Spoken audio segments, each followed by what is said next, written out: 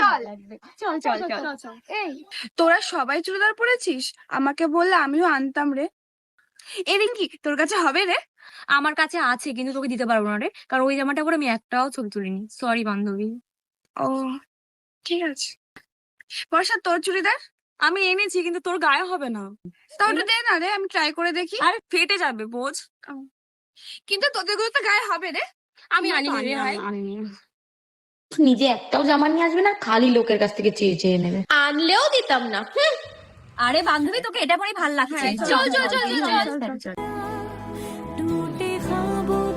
ভাই জায়গাটা কিন্তু হেভি বল। হ্যাঁ, জায়গাটা ভালোই।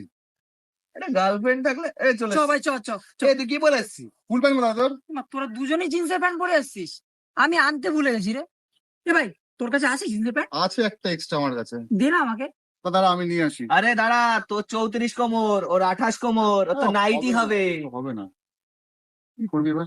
ঠিক আছে থাক, কি আর করে, চ।